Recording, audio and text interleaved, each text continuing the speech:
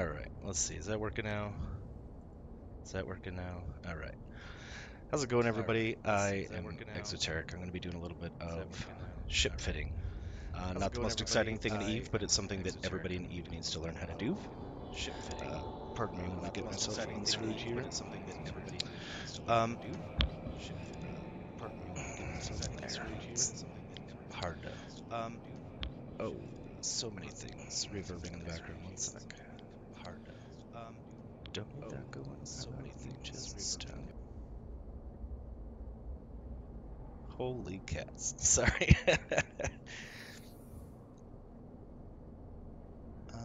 There we go. Just had to do that. Alright, couple more things. I know, shields. I just said shields. I promised shields. And here I am screwing with tech. I don't fully understand. There's like a little dock thing for the chat I gotta pull up so that I can switch. Boom.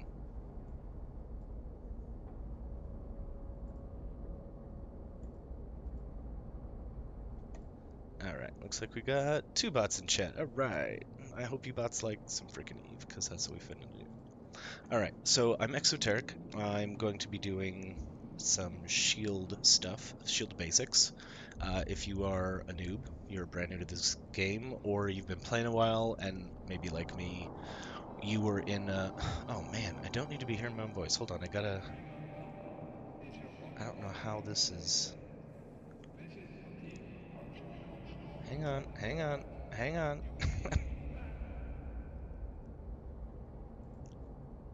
It's supposed to be muted. No, I still got... How is this thing still giving me...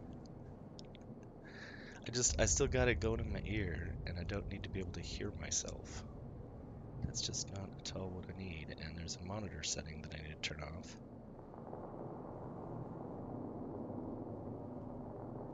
Whatever, I guess I don't even really need this. I don't have voice chat going. All I need is the mic. Oh, that's why, because I had an earbud in my ear, and Twitch was on my phone. Wow, I'm a genius. Okay. Now that I'm good and humbled, let's learn some stuff about EVE. So, shield fittings, folks.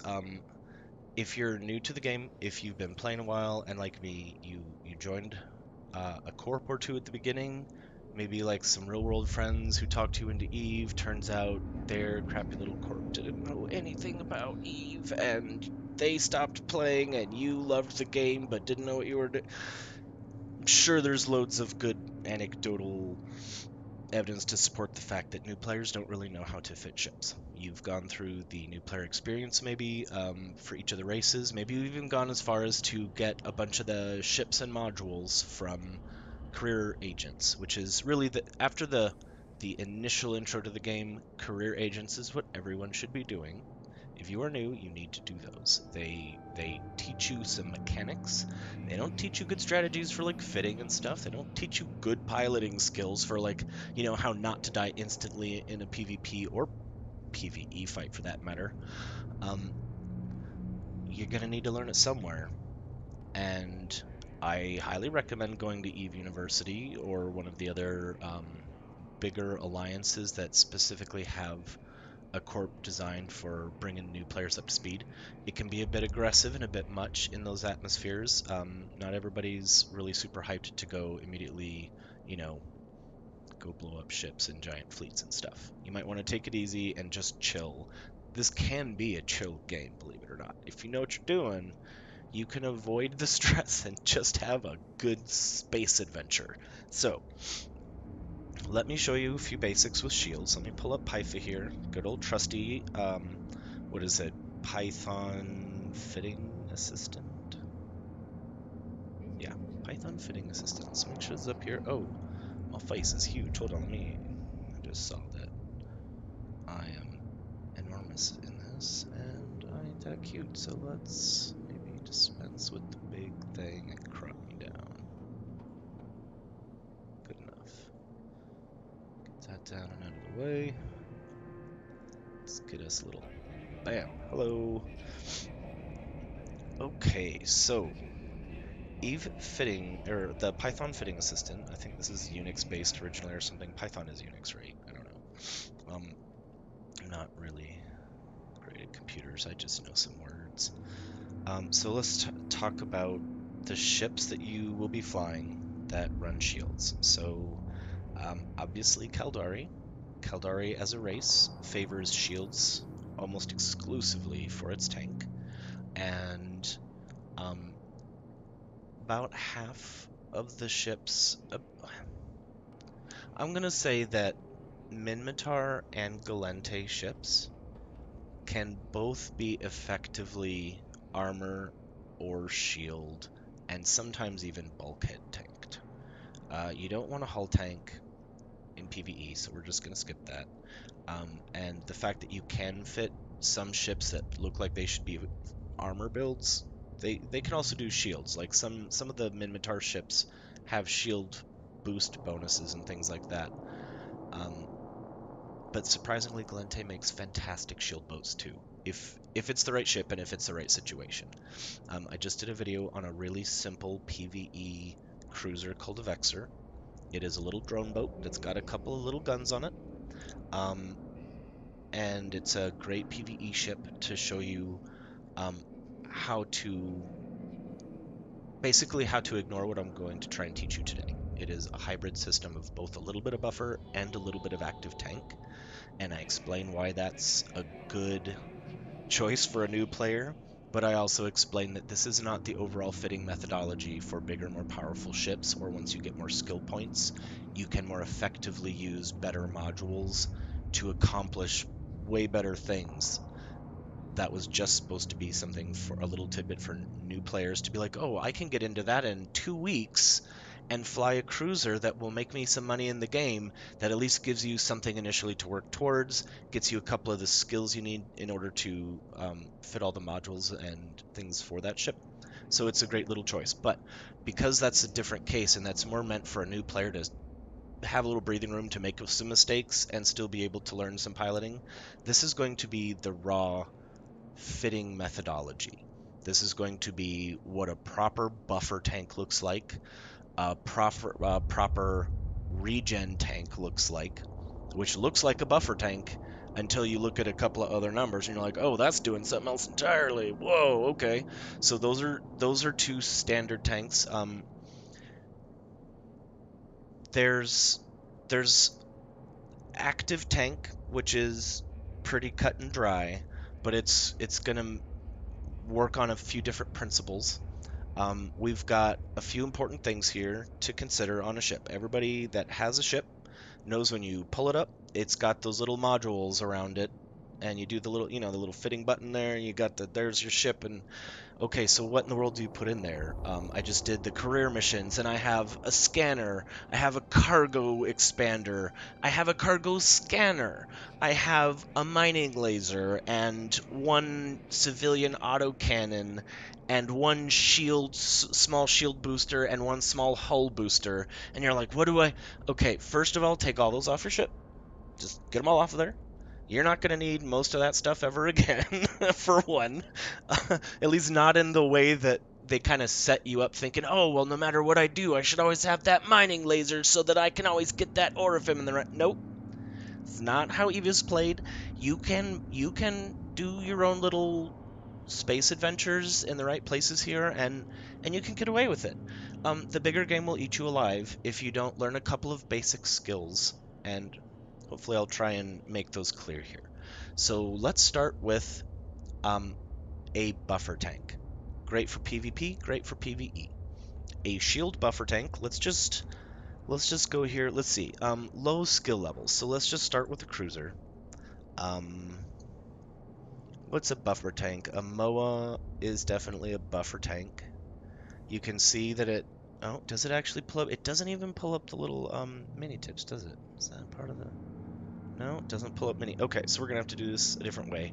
I just found out last night that when I open an information window, um,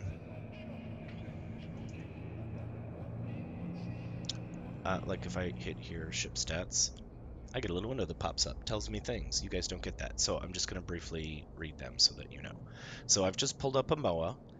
This is a Caldari shield cruiser. Pretty much everything Caldari is shields.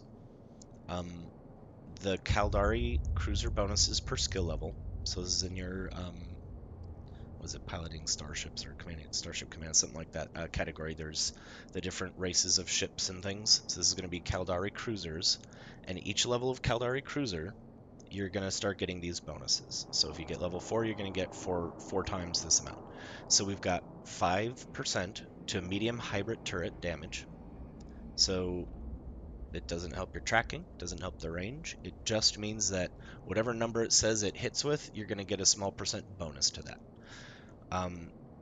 Eve is really clear what it is something is going to do, and it will not do anything else. Don't even try and imagine how it could be. Nope, there's no ambiguity in this game. It's a very cut and dry game.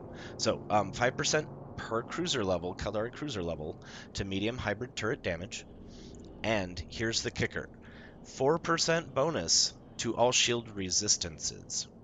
And that's these guys over here. You can see we got 20% EM, 36% thermal, 52% kinetic, and 60% explosive. This is your raw shield bonuses. Now, granted, I've got the all 5s open at the top here, but we're going to build this in such a way that I'm going to leave plenty of fitting space. If you've ever fit a ship and you've been like, oh, I can't even fit that module on there, it's telling me I can't undock with something that giant, a battleship, you know, afterburner put on your Corvette. No, it's you have skills that improve how well you can fit things up to a point, and I'm going to try and leave some leeway here so that we're not pushing that. So even if you've got less skills in this, you can start to get into this and get working in the right direction. Okay.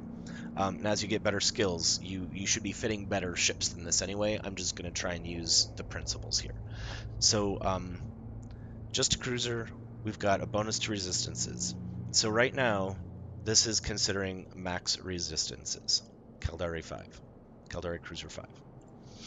So since this is something you'll be working towards, we're just going to start with this under the assumption that the concept here is going to apply to lesser modules. It's just going to be harder to achieve without the level 5 skills that are on here. I need to make a little profile. I just started doing the Eve thing again and streaming and all this stuff. So I don't have like all 3s or what an alpha, you know, like I used to play for years, so I've got loads of skill points more than the cap that alpha puts on me. So if I log into Eve, like I've got in the background here, I don't have access to my level 5 cruiser. I've got 3 levels of cruiser, I think. Excuse me. Maybe I'll edit that one out. So we're gonna kind of ignore the raw numbers so much as we're gonna look at what the raw concept is here. Okay. So buffer. There's a couple of standard modules we're gonna look at. We've got extenders. So large, medium, and small. Now you'll notice a weird anomaly here. If you look at an armor ship and try to fit an armor plate to it, you know, 200 millimeter, 400 millimeter, 800 millimeter, 1600 millimeter, you'll see that there's only a couple of those that will fit on a small ship. And it's kind of hard to do because there's like power and CPU requirements that are very specific. You can only fit an 800 or a 1600 on something basically cruiser or bigger. You can only, you know, like you can cram a 400 millimeter into the right frigate with the right build, but generally that's going to be for desis and cruisers. You know, like it's very difficult to cram into there. Well, not cruisers, really just desis. So these with shields, there's not so many varieties, small, medium, and large. And weirdly, a large shield extender, which you'd think, oh, that must be for a battleship or something, you know. No, that's for a cruiser. Matter of fact, you don't ever want to do smaller than a large on a cruiser because you're looking at what its raw buffer tank is here, and the shield extender is going to give you a percentage. It's not like armor plates where it gives you a raw number. This gives you a percentage.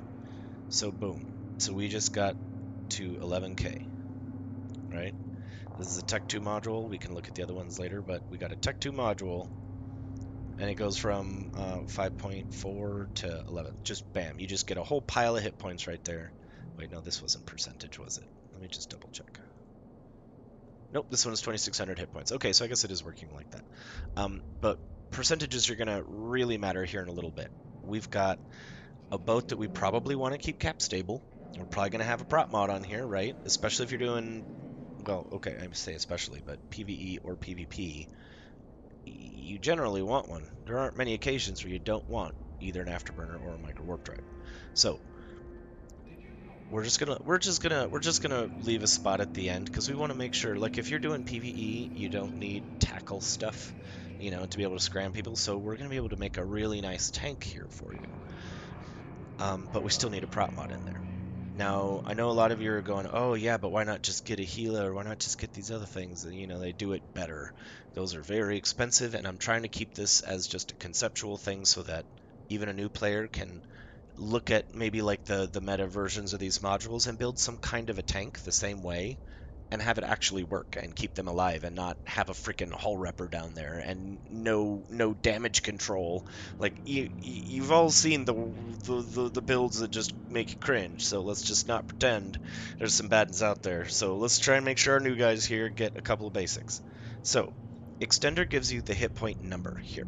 It does not change your hit point resistances. Now the whole tank game here is resistances reduce the amount of a damage type that you're receiving from somebody, and the number is the raw number that those percentages are chewing away at. So, like, I've got a real big weakness in my shields here. There's a 80% of my damage. If I receive EM damage, somebody shoots an EM missile or an EM smart bomb or, you know, freaking lasers. This is a really bad hole. Now, if you're doing PvE, you want to tailor which rats you're facing. You want to repeatedly face Serpentis, repeatedly face Garistas. That way, the the people who shoot EM, they're just not in your part of space. If you're shooting the NPCs, they're not shooting this at you unless you get a mission that specifically says, well, it's Angel Cartel or drones or, you know, Amar. That's when you're gonna. So just don't take those. You get to skip, what is it, 2 missions in a row, or you get to skip 1 mission for free. But if you end up landing another one, you have to ignore it for 4 hours or 6 hours or something, and just go find yourself another agent and just stick to the kind of damage type that you want to that you're building your ship for. It's going to improve the efficiency. If I put a bunch of kinetic and thermal resistance mods in here, I'm going to be really good at tanking that. So I don't want to face something that's shooting EM. I look for those missions and those anomalies in space that are only going to be doing thermal or kinetic damage. And this whole region's a space where that's the case. That's where I started in EVE, was all kinetic and thermal damage NPCs. So I started to get better and better builds for facing those and focusing on those missions and things that save myself a lot of trouble. So we're going to try and ignore the hole here where 80% of somebody's EM shot is going to hit us. We're going to start focusing on these and get these higher, or as high as we can, like 52%. That means just standard, I'm only taking half the kinetic damage you deal out to me. That's a pretty big deal. Now, if I can get this up to 75, I've basically cut that number in half again. If I was taking 50% of the whole damage before, that's half of the whole damage. But then if I get this resistance up to 75, from 50 to 100, that's half of that. So I've now got myself down to only taking a quarter of the total kinetic damage. That means that whatever repping I'm trying to do to replenish my hit point pile, my hit point, you know what I mean, the bulk hit points here, it's going to be more efficient. It's not being stressed as hard if it's only taking a quarter of the damage that an enemy is putting out, versus here where I'd be taking 80% of the damage. So let's focus on just getting this raw hit point number up. we're going to get some resistances up. And if it's the right ship, we want to do an active tank. Like there's the Minmatar ships will have a shield booster bonus, which is great. Sometimes they don't have great resistance profiles and it's hard to do. So there's other ways to get around that. But anyways, basic shield fit. If you got a buffer fit, you're going to have an extender. If you're going to have a good buffer fit, you're going to have 2 extenders. All right, we're just gonna chuck this in because I want to make sure that I am accounting for that module space, because this right here is going to be, this and the guns is what's taking up the most space on the ship. So let's make sure that we're, and the prop mod. So let's make sure that we're not getting into that. So now we've got, they used to be called multispectral. What are they now? Adaptive. It's multispectral now.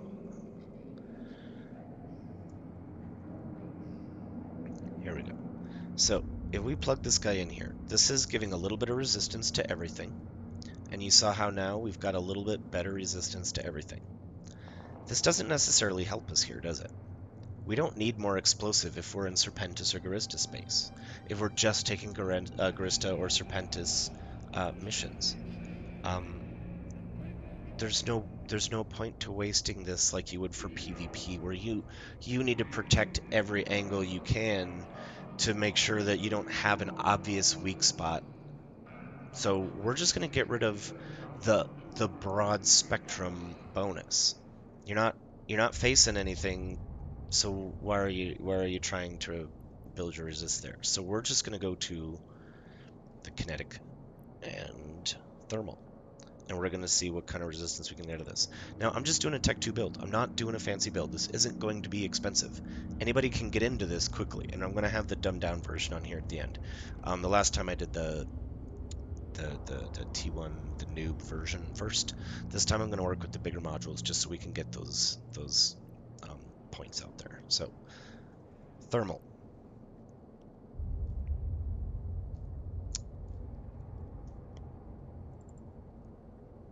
Now let's just look at this tank. We started at 5.2, I think it was, or 5.4.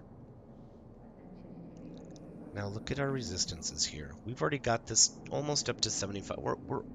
We're barely taking more than a quarter damage from kinetic. Rails and missiles. We are barely taking, well, we still got some work we could do here, right?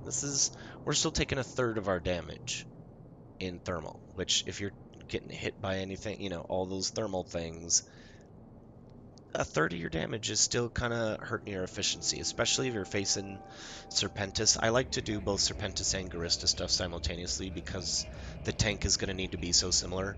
You're going to need to have high kinetic and you're going to need to have high thermal, either way. So why not do just those guys together? So if we're going to try and get this a little higher, the last thing we can do is down in our low slots here, we can put in a damage control. This is going to bump all these up a little bit more, but again, a damage control helps all of your stats just a little bit. All your little tank stats just went all up by just a little bit. There are times where you don't want to do this. You almost always do a damage control, but some shield boats, if you're relying wholly on your shields and your damage output, you can really get away with not having a damage control on a shield ship sometimes. It's not easy to step right into something that's a little bit more complex like that for a new player. So let's just assume if you're new, every ship that you start with, you want to have a damage control. It just adds a chunk of hit points and resistance, but that your effective hit points, because of that percentage shift, is going to improve for every category, shield, armor, and hull. So if you're new, just always start a ship with a damage control. You're doing armor, damage control. You're doing shield, damage control. So, shields. We've got just 2 extenders. This gave us a huge pile of raw hit points. And then we went and put on resistances so that of those shield points that we have here, we're still only taking a quarter of the damage from a shot here. So our shield efficiency is going to be very good. Now, if we want to just pile on the hit points and have lots of hit points, you can do extenders in your rigs. You can well, that's basically it at this point. Shields are pretty much all mid slots. There is a diagnostic control system that helps your cap and your shields down in the bottom here. It's a finicky module, and sometimes you'll want to do it. We might even do one of those here to see what it'll do to get, so you can see the little bonus, because we still want to worry about our capacitor, and that will help capacitor, and it spares us from having to use either a rig or a low slot for like a capacitor flux coil to generate more cap. That diagnostic control system is going to give us a little bit of cap, a little bit of shields, and a little bit of shield regen rate. So that might be a really useful thing to have on this ship. I don't often fly MOAs for PvE. However, they are solid PvE ships if you learn how to use the rails properly. You don't go, kamikaze on rails. You need to stay at a distance. You need to orbit around things at range, or you need to keep everybody lined up where you're both. If he's chasing you, you're shooting straight back at him.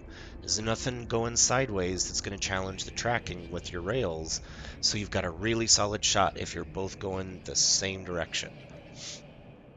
Or if you're closing, coming straight at somebody, that also works too. There's nothing wrong with that if you've got long-range rails to close directly at them until you get into their weapons range, and then you need to start using other strategies. But I digress from shields.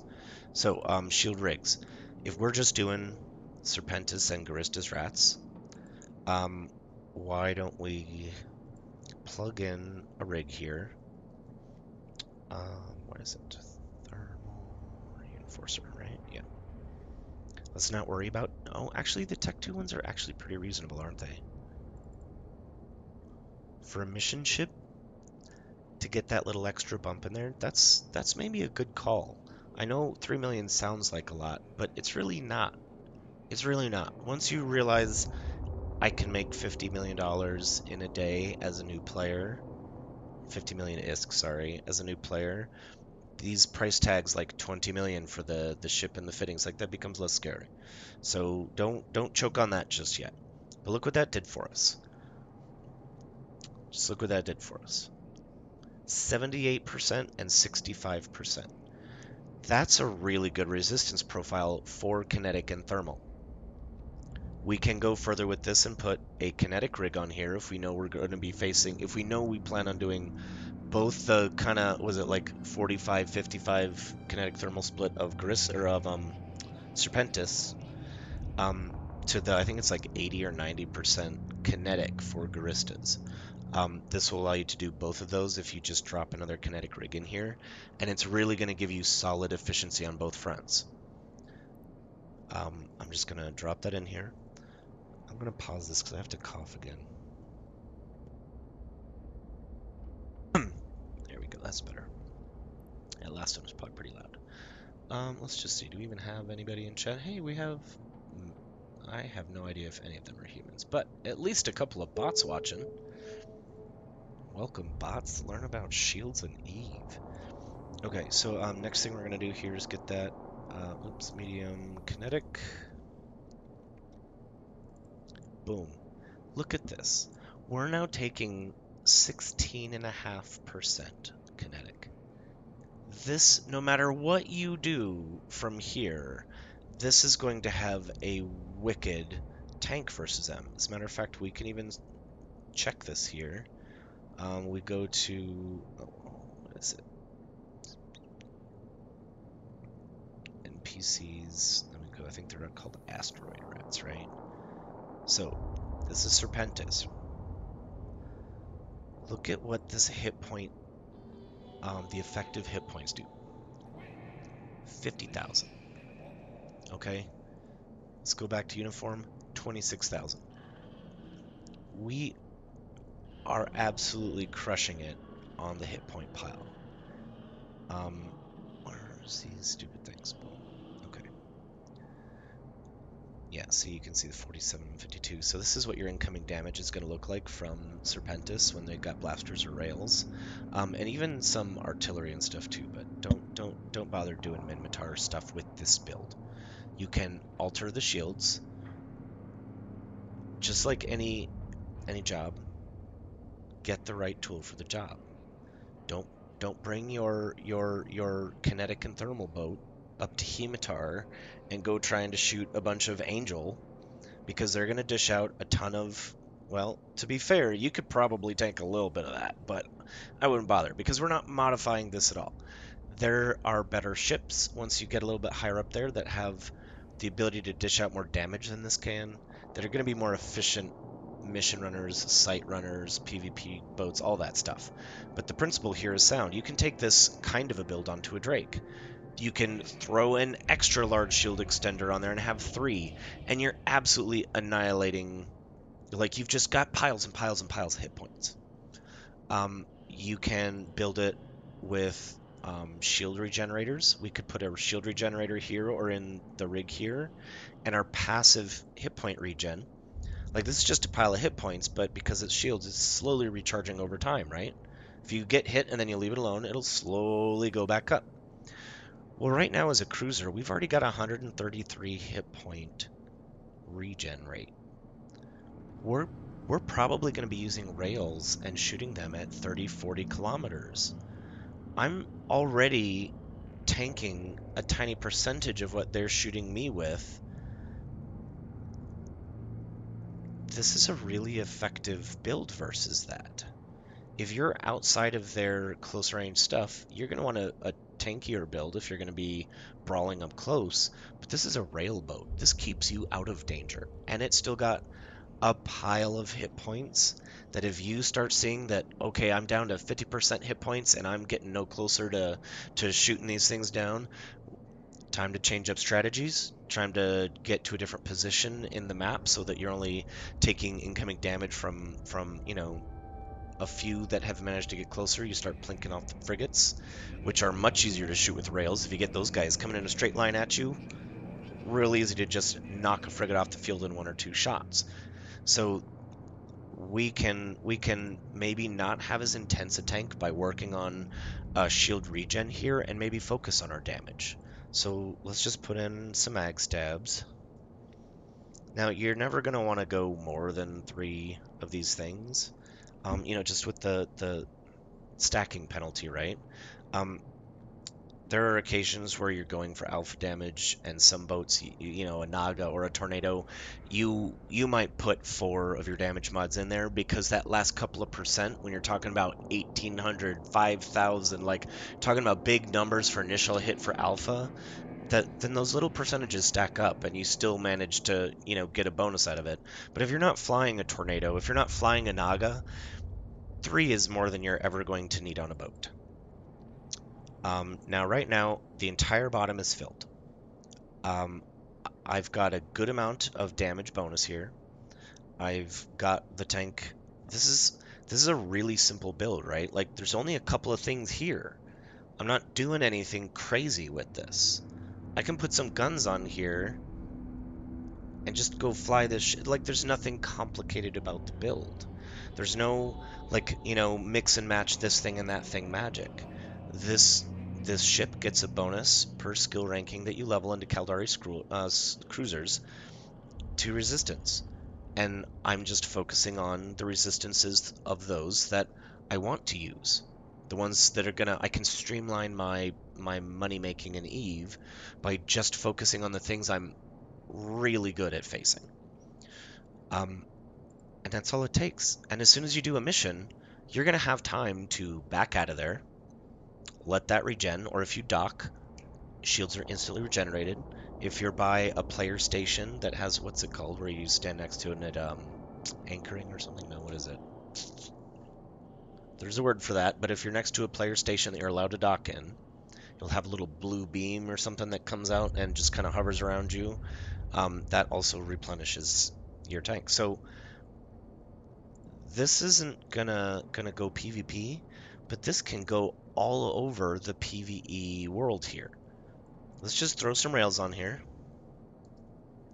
Let's just see what we can fit, because, see, I told you we have a lot of stuff here. We might want to switch things up a little bit here and tailor this. Now, if you got more modules because you're in a battle cruiser like a Drake, you're going to have extra modules here. Be like, I may as well throw a missile, missile guidance computer in there to help my missiles. But I don't want to waste any space on the shield tank on a cruiser or below. If I'm doing PvE and cruiser and blow, use all those modules for tank. If it's an armor tank, use all the bottom for tank.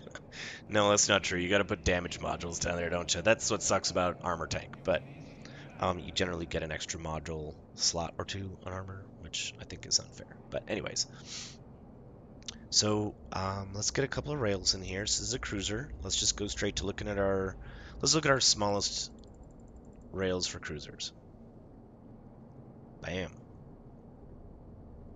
So I know this is starting to get close, and that's going to make some of you new folks nervous. Like, how could I do that? Well, first of all, we can throw in an implant or two for 1 or 2% that are like less than a million ISK. That always helps you if you've got a good ship that you like and you want to learn how to get good at it. There's nothing wrong with getting a million ISK implant because you're not as likely to lose your pod as you are a ship. You know, you got a little bit. You got basically like the pod is your second chance to get away. So, you know, it might be worth it to have a couple million ISK worth of those little things that'll help you fly something like this a little better. We also have the ability to meta down and take like our large shield extenders and let's just make those compact. Well, now they're not going to be nearly as big a chunk of hit points, but it's still a big chunk of hit points. That might give us the room we need to put bigger rails on if we're finding that we're able to pilot effectively enough with the smaller guns. And we're like, no, I'm staying alive fine. I'm just taking forever to kill things. It's time to go for those bigger guns. Then there you go. It's time to meta down something. Maybe put one of those implants in, maybe throw in this extra rig slot, something that'll help your CPU or your power grid, and put on those bigger guns. Let's just see what that's going to look like. First of all, let's just look at what this damage looks like. I know this is all fives, so we're going to have to dumb this down. Antimatter is going to be too close for this. We're going to go straight to plutonium. Yeah, see, this is already starting at 17 kilometers. So like 17 to 30. You're going to start shooting things at 30 all the way up to about 17, and you're going to want to ride that orbit of about 17 kilometers around things, or you're going to want to stay if something's chasing you and you got a bunch of frigates and you're in something like a cruiser that's slower. You want them to all be trailing you and going straight at you so that you can line those shots up with these rails. And the closer you get to that 17, 16 kilometer mark, the more damage you're going to be dropping per shot. So long as they're not trying to orbit around you and you start stressing the tracking, if you keep them directly behind you or you're flying directly at them with a different ammo type from range, like here, like we'll just switch over and we'll see. Just going to the next damage type is going to give us a couple more kilometers here. Oops. Uranium. This is just standard. This is the cheap stuff. This is the cheapest ammo you can get in the game. So starts at 20 kilometers, a little bit more breathing room. None of the frigates are going to try and orbit you at, I think it's like 10 or 12 or something is the closest a frigate NPC will ever orbit you. So right here, you're going to be able to keep shooting them while they're trying to catch up, and you're going to have a nice little 5, 10, 15 kilometers where you're just absolutely crushing them with the damage. Who's ever in front gets a taste of the medicine. And once they get too close, you know, warp out, warp back, or work on maybe your skill points a little more so it gets a little tankier, or maybe think about a different ship that maybe takes a different approach that has a higher regen rate, or you know, has an active tank on it. So we've still got room to spare, so we're just going to crank this up to the bigger rails here. This is the biggest rails you can cram in here. Oh yeah, see, we're way over, right?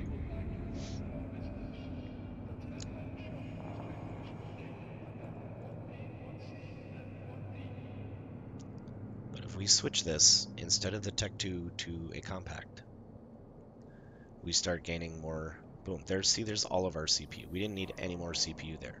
What we need is some power grid help, really, huh? Let's just focus on that power grid. So, medium current router is the name of the rig that's going to help you with your power consumption. Boom. Look at that. Don't even have an implant in there. And just a couple of things, like I might even be able to squeak this up if I do have, you're getting up there in those skills, I might be able to squeak one more Tech 2 out of this. Look at that. Yes, no, one more. It's not gonna let me, is it? One more. Come on, come on, come on, come on. Give me one more. Nope. But you know what I can do though? For 2 million ISK, for really they're like 750,000 ISK, I can get a 1% CPU and power grid implant, and then I've got as gnarly a tank as you can cram into here and still have good damage output. So let's just look at what damage output looks like here.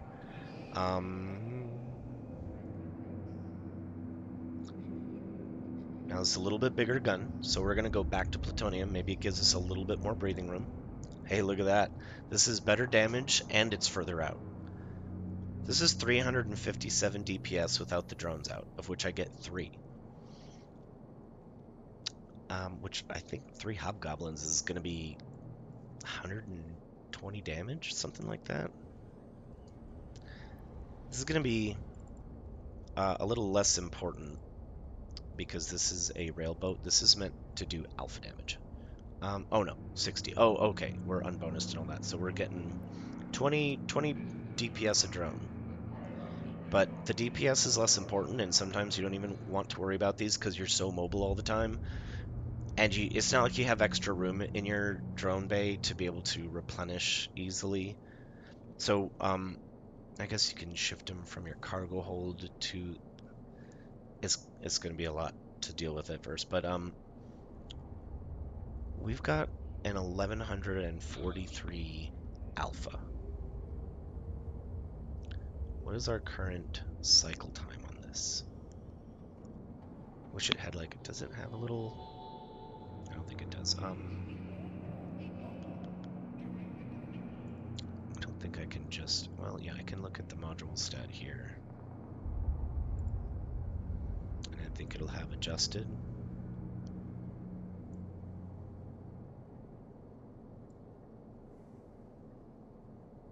There's damage modifier. Dang, that takes up a lot more room for Railgun 1. Alright, so we're looking at Railgun 2 here. This is not actually...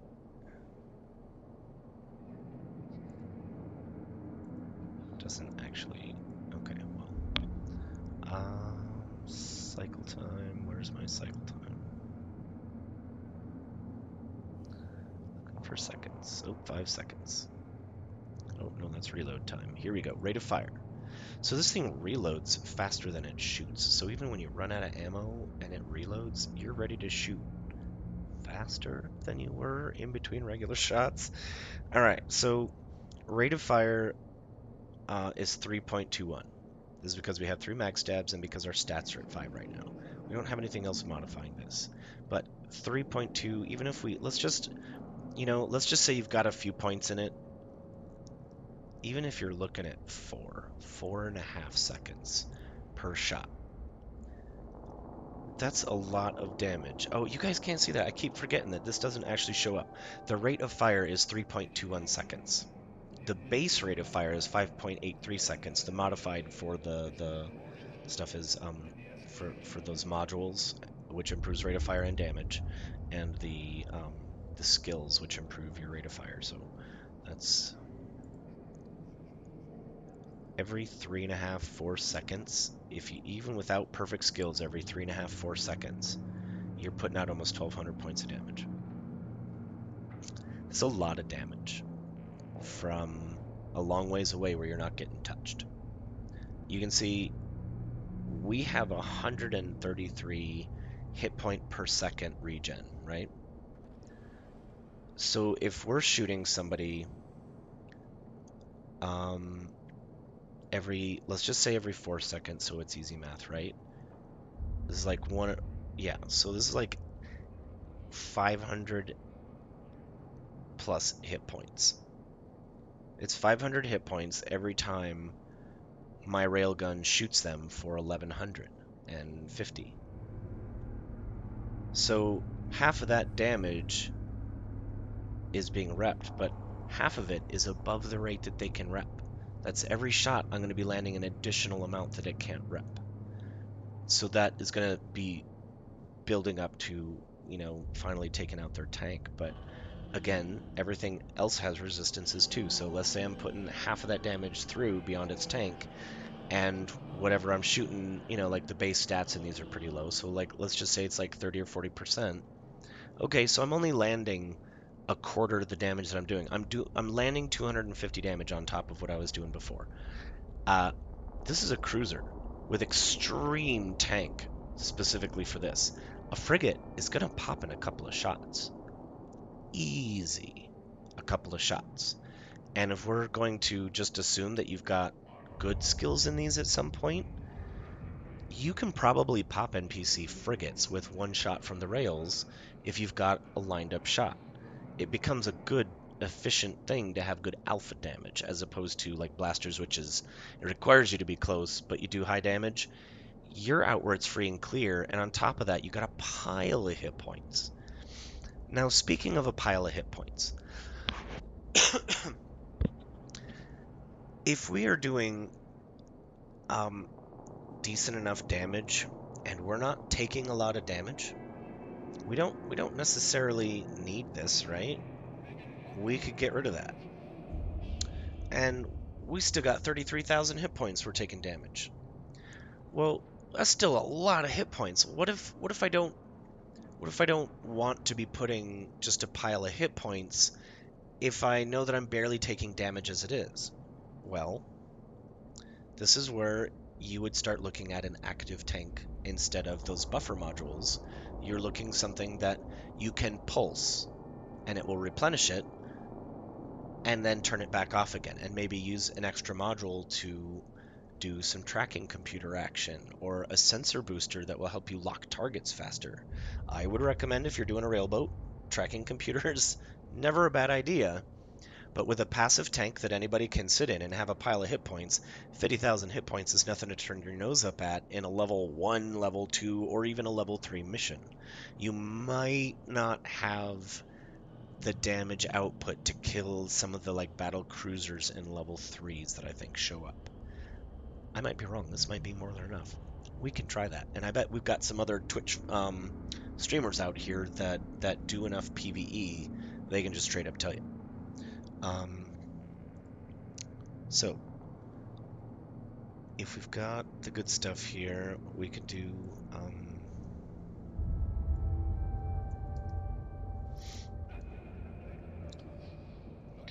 oops, we're looking for shield boosters. So, medium shield booster. You can see this doesn't have nearly the efficiency that it did before in the passive. However, I've now got a pretty good active tank. Now look at that. My cap is dead now. I only have a minute of cap. Let me stretch this back out. I need to be able to see my stats. What's it saying? Oh yeah. So I need to be able to stretch out my cap. So I'm gonna have to pulse this. If I'm taking a little bit of damage, because, especially in the beginning when that gaggle of frigates spawns and they're all coming straight at you, and you're kiting away from them, and you're just lobbing in shells and you're trying to pick them off, some of them are getting through, and you're not fast enough because you're in an afterburner boat. Now, some of those frigates are going to catch you if they got MWDs, and a lot of them do sometimes. You're going to have to deal with taking damage sometimes. There's cruisers, even battle cruisers, that have MWDs in the game. And will just try and bear down on you. So you need to be able to handle that tank for a little bit. You don't have the pile of hit points you had anymore, where you could just absorb it long enough to have killed enough things that the incoming damage is lessened and lessened and lessened to the point where your passive regen is more than enough to start bringing you back up to full health. With this, you're going to have to sacrifice your capacitor for the ability to rep a little bit more shield hit points. Now I'm gonna put that back on here real quick. We had the extenders. I don't remember if I looked at that after I had done the racial damage adjustment. Okay, yeah, 133. So this is 133 passive. Don't have to do anything for it. Got cap for days. That's 10 minutes of cap while shooting non-stop. If you're not shooting non-stop, take a breath for a second, boom, your cap is shooting right back up to 72%. Okay, so this is just a buffer tank. That's all it is. Let's just say we want to do. Let's just say we're only doing the low level stuff, and we're just trying to speed through the anomalies that spawn in high sec to try and farm for escalations. Well, you don't need all that alpha. If one of those is gonna, one shot is gonna plink a frigate. So let's make sure that we can do other things. Maybe we don't have to get a little 1% implant, so we just change this up a little bit. So, diagnostic. So our rate of fire went down, so you can see, because I dropped this third mag stab, so you can see we still got even more cap than we did before, but let's just drop this sucker in here. Look at this. It gives you power, power grid, CPU, and capacitor recharge and shield recharge, right? It's all four. I'm just going to double check. I know you guys can't see the stupid things, but attributes. Capacitor bonus, recharge rate bonus, power grid bonus, shield hit point bonus, shield recharge bonus. Yeah. Yeah, so capacitor. Oh, wow. Capacitor capacity bonus as well as capacitor recharge bonus. Hit point capacity bonus as well as hit point recharge bonus and power grid bonus. Now it's only small, but look what that did for us. We can maybe not have an ancillary current router. No, that's going to be too close still. Right? Yep, too close. Okay.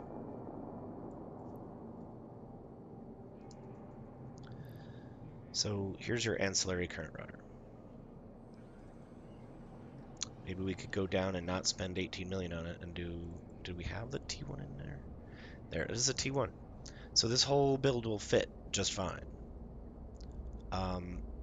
That saves you that 20 million there. Look at this whole build now. Look how cheap this is. Look at how cheap this is. 45 million. This is 45 million, and this is going to be able to basically just wade through the low-level PvE content. If it is thermal or kinetic damage output like Serpentis and Garistas. Now, if we're doing Angels, we can do this different. I believe they're mostly explosive with a little bit of kinetic, and then a little bit of each of the others. So this is why I like picking things that only have one or two damage type. Like if you do the drones, rogue drones, they do a wide variety. Like they have EM torpedoes, I think, that are absolutely devastating if you're in a bigger ship. This is another reason for PvE. You don't always want to put that micro warp drive on there because the size of your ship to their scanners is going to be so big it's going to be hard for them to miss you with the micro warp drive bloom of your signature. There's no bloom associated with an afterburner. It's not as much speed, but it's enough to start challenging their tracking. It's enough to get you ahead of bigger ships. It's enough for you to try and dictate the engagement pace. So we want to sacrifice a little bit of that and yeah, sacrifice a little bit of speed so that we don't have the signature bloom. This is going to be hard to hit for a big ship from 40 kilometers away. We can't really hit them from 40 kilometers away with this ammo, but we do have different... Where's my... No, charges. Okay. Go back to that uranium now. Bam. We can hurt them at 40 kilometers now. 27 plus 15. That gets us up to 42, and that's still half damage. 42 kilometers doing half damage. That's still almost 500 alpha. That's going to hurt some things. At low level, this is going to absolutely annihilate things. You don't want to take this into the bigger stuff, but there's bigger, badder, big brothers to these kinds of things that have bigger, gnarlier bonuses. Tech 2 ships have bonuses to resistances that are delicious. So, if we're working with a T1 ship, this is how you're going to be building a buffer. You got a pile of hit points here. You find out what the enemies are that you want to face, and they're really easy to look that information up. Eve Uni or like any of the other, Eve info sites on the internet will tell you exactly what a race, an NPC race does. And if you tailor what you're doing, then you avoid a lot of problems. So this is the passive tank ship. Um, we can still, let's just switch this over to antimatter. If we're just dealing with frigates, this has got better tracking anyway. Boom. It's 350 DPS without that third mag stab in there. Now, if you're getting trained into these and you have the spec into railguns, T2 ammo is pretty gnarly, but look at that range. So half damage at 24, right? Our volley is 1380. That's not a whole lot more than what we had before when we were at 30. So give yourself an extra 10 kilometers of doing better damage and being hit less in return. I think that's a good trade-off. These are more like the T2 ammos are going to be better for PvP engagements, and something like a Naga can really make use of this with uh, tracking computers to give you really long range. It extends this out because it has a natural ship bonus that gives you range. It can work for PvE in circumstances, but I wouldn't bother. You want to stick to the cheap stuff. The goal here is to make the money, not to lose the money, not to spend it. So stick with the cheap stuff. Hell, you can probably just make this ammunition within the first 4 days of playing the game if you just train a couple of industrial skills that are in the career missions. You know what I mean?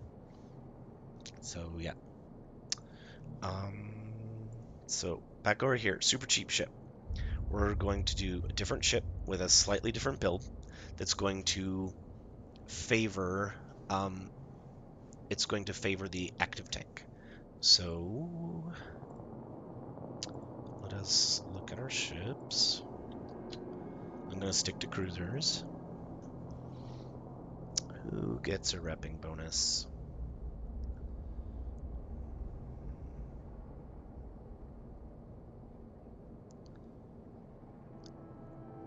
Oh, none of those gets a repping bonus.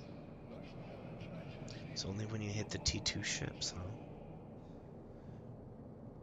So the stabbers have a bonus to the projectile, to basically to their weapons. Scythe is to weapons, or the scythe fleet issue. The regular scythe is a Logi boat and is not one you ever take into PvE. The rupture is just weapons and target painter. So none of those are even bonused for an active tank. So let's see. Is there? I don't think there's one of these that gives you a bonus either. Nope. So no bonus to the tank there. So let me find you an instance where you can do it well. Let's see here. You know, let's just do it with this. Let's do this all wrong. Um, just want to show you how ridiculous this can get here. So, oh yeah, something else to consider. So look at that, 153. I think it was at 130 something before. Boom, yeah. Now, if we wanted to go with a proper passive shield regen, is it,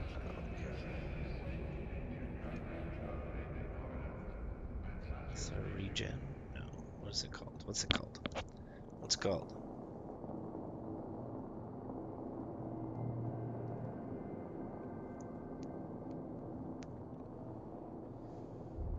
That's the one. It's the one that goes in the low slot. Where is it? Maybe it's not called. Oh no, maybe that's what it is. Oh yeah, here we go. The flux coils and the relays. So one of these is going to screw with your cap, I think. So the flux coil lowers your shield capacity, this raw number, but improves the recharge rate. So you're kind of just exchanging there. So you're not going to be able to get hit without recovering as much, but the amount of recovering you're going to do is going to be better. I'll explain this in a better. Let me look at this other module here. So the shield power relay, another low slot, diverts capacitor to the shields. So either one of these, you're going to be taking a hit, right? Now, with those rails, we saw that we didn't have a whole lot of capacitor to work with if we were firing the rails continuously. So let's think about, does this make sense to do a flux coil? So this went down by 8,000 and this went up by 10. Let's do the other one. Oh, but didn't affect the cap, notice. The cap was fine. So shield power relay. So it took a good chunk of our cap away, but left that and gave us even more to this. So it's almost worth it to balance the cap a little bit better. And you know, you get both. You're sacrificing somewhere to get a better regen rate. But I don't know, sometimes it's not terrible. Let's see here. We're gonna try something. Now, a shield regen ship, it might, if you have a lot of low slots here, like I can show you what a Myrmidon looks like with a shield regen build. You think, oh, that's Galente, it's armor, but no, they actually make great regen ships. They make great shield ships, but regen ships specifically because all those low slots means you can pile on shield flux coils and power relays and just get as good as a active booster being on all the time without using the cap. And you get a pile of hit points instead of normally an active tank. You have very few hit points, but when you pulse that repairer, the efficiency of the high resistances gives you the ability to have a really efficient pulse. Well, a regen is basically giving you the best of all worlds. It takes a lot of modules to do it, but it's one of the tankiest ways to build a ship in the game because it doesn't have any weaknesses. Passive regen doesn't take capacitor to regen. It's penalizing your capacitor amount for use for other things. If you have zero capacitor because somebody caught you and is nuding you, your tank is fine. Now we do have these guys here, right? These are active. They use very little cap, but they are active, which means they can be neutered out. However, when you have a huge amount of cap regen, the cycle time of newts is such that it is very difficult to completely bottom out a regen built ship. So, something to keep in mind. So let's see, what do we have here? So we have 50, 178, and a capacitor 68. Now let's go back to that diagnostic. I just want to see.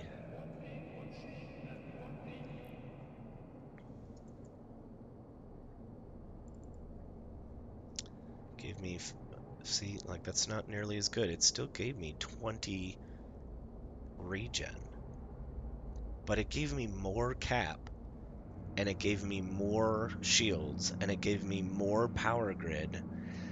In this situation, this might be the smartest way to use this low slot. That little bit of damage, extra damage by having a mag stab, that third module isn't as effective as the first one, and then the second one you put on, like the penalty gets greater. So is it helping you as much as having a bigger tank? If you find yourself in missions where like you're like hitting those level 3s and you're like, okay, cruiser isn't cutting it anymore, I'm gonna need to get more DPS, I'm gonna need to get more shields. Well, first of all, get a Drake. Or what is it, a Vulture? Is that the one that's the rail battle cruiser, T1 battle cruiser for Caldari? Yeah. Yeah, so this is still really simple. Now, remember what we did at the beginning, right? We had the smaller rail zone. We're just going to plug that in real quick. We're not going to need this low slot. We still have cap firing these weapons. I think some of these are penalized, so let me put in antimatter and see what happens. Nope. So we are cap stable with 133 regen, 50,000 hit points in that buffer. We don't need the ancillary current router. You might need the ancillary current router. Although, you know what else we could do, though? If we leave the current router? Still cheap. Let's drop in.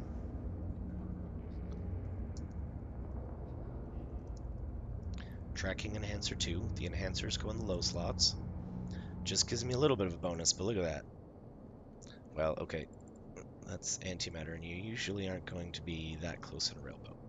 But let's just go out here to... yeah, let's just go back to plutonium. It's the next highest damage, or, you know, but better range beyond that, antimatter. So this right here is basically if we're hitting something at 20 kilometers, we're putting good damage out there. Without that, doesn't drop it down a whole lot, but when you consider the percentage, when you're in close, the difference between a kilometer or two is going to be a big deal. What this also does is it improves your tracking score. What was that? Is it just 10? Let me get that. Boom, 10 up to almost 11.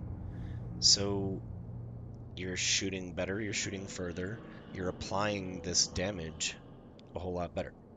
Now, this is still 300 hit points with the, you know, like the max stats and stuff.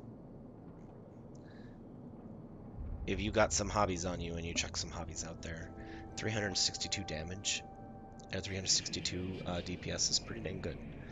Alpha boats have lower DPS, but they have a higher alpha. So this alpha is pretty wicked. Being able to put damage and orbit around somebody is going to keep you safe, and you're going to be able to ride this boat for a long time. Now, you'll see it doesn't have utility high, which means probe scanning and doing a little bit more lucrative or dangerous stuff isn't going to be for this boat. You want a boat that has a utility high. You don't want to sacrifice one of your rails to do that. Whereas like a Vexor is a drone boat. Sure, you can put, you know, guns all over it, but you still got that high slap for the probe launcher, and it's not really impeding your overall efficiency in that boat. But it would here if you had to drop one of your main weapons to do it, whereas a drone boat, your main weapons are your drones. So, yeah, that's what we got for shields right here. So here's your buffer. We don't have a whole lot of the regen, but I know everybody wants to get into the Dominics, right? Oh, wrong one. Dominics is a battleship, and it's one of the first ones PvEers tend to get into.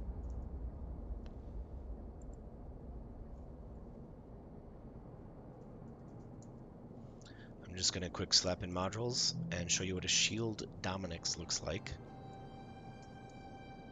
so that you can see that even on a battleship now, and this is a battleship of a different race that has different weapons, different tactics, different styles. Oops.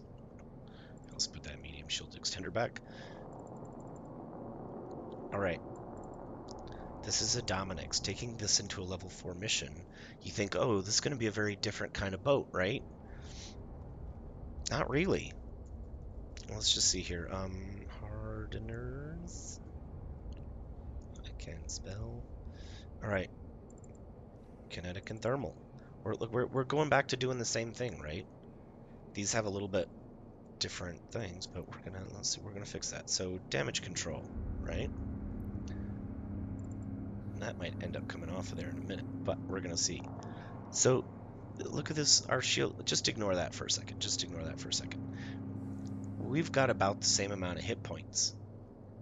Barely more hit points than we had with that other one, right? But let's get those. Oh, well, I think once I get the rigs in there, it's gonna be different. Screen. No, reinforcer.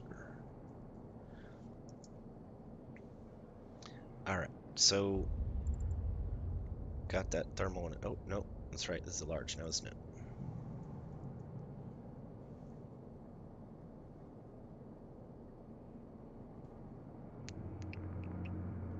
So, thermal shield reinforcer. That's a little bit more pricey. I mean, if you're flying a battleship for PvE, you're gonna end up having these. It's not that expensive, so let's just chunk them in there and see what happens. Alright. So our resistances aren't quite the same, you'll see. This doesn't have the resistance bonus like the other boat did. This isn't even a shield boat at all. This is an armor boat. This is a Galente armor boat. What are we doing here? Look at all these low slots. Look at all these mid slots. You can make a tank happen.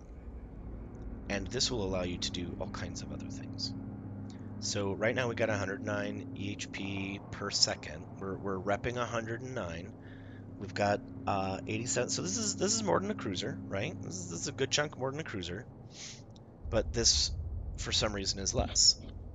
There is a ratio in the game between a ship's natural raw hit points and its natural raw resistances and its natural raw regen rate. If you look at the stats for these, like from CCP, you'll see that a battleship has a worse regen rate than a smaller ship. It can have a bigger bulk amount of raw hit points, but because of the way the regen percent per second, it gives you a less regen rate. We're just going to deal with it. Like, okay, so how do we fix that? Well, let's just go put in those things we just had, right? We don't need a lot of power grid, so we're not going to worry about the diagnostics. We got drones, so we don't need a lot of capacitor. So let's just go put those, what was it, a relay? Shield power relay. All right. Let's just leave 2 of those for a second. No, just look at that. This is a really good efficiency.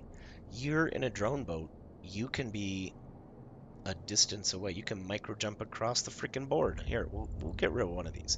Let's just do this so that you still have a prop mod room in here. You should always have a prop mod. Never want a slow boat in a battleship without a prop mod. Just save yourself some suicide. All right, so we let's see here. Got drone damage amplifiers down here that are going to give us drone damage, but these are sentries, which means we can use a drone sentry damage mod in the rig. We can not worry about doing super duper damage because we can use different kinds of drones and put out a drone with a longer range and fill a couple of these high slots with the drone range augmenters. Drone link augmenters give you drone control range. See down here, your drone control range. So if you can, I can lock something at 105 kilometers naturally with this. I've got 132 kilometer range. You don't even really need that, huh? Look, like right now those are about the same. You can build this a little different. You know, if you're doing an armor build, you're gonna have some of those mid slots that you can use for like some tracking computers for them, drone track, whatever those are called. But right now, with 2 of these little guys in your high slot, a sentry drone is going to be able to hit something 100 kilometers away. When things start getting closer, you suck in those sentry drones, and you kick out something that's closer. What's the next one? This below that is the Caldari ones, right? Wardens. And then after the wardens, if they're still getting closer, you can suck those in and put out, you know, once you get closer to the guards. The guards are the close ones, and the guards kick out a lot of damage and have decent tracking up close. And then once they're on top of you, you suck in your drones and you micro jump drive across the field, and then they get to race 100 kilometers towards you again, and you get to repeat that process while your shields are recharging from them having got close after that time. So that's why you have both a buffer here and you have a regen rate here. Did I put the wrong one in there? This is the... Oh no, that's capacitor. Okay. So I've got a regen rate here. Let's do a large... what do you call that?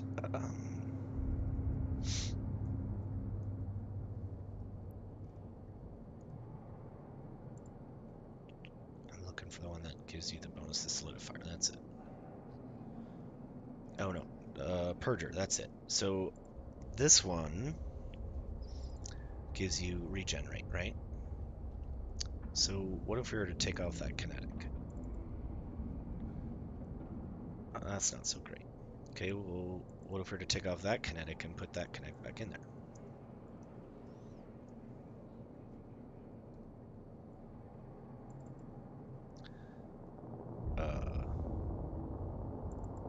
There we go. Okay, we liked that. So we took off the kinetic one over here. Why is that? Did I miss something? Oh, I already put it on. I just forgot about the prop mount slot. Okay, so we've got these about even here, right? We can put another Purger in here. Let's see if this will get us a little bit more.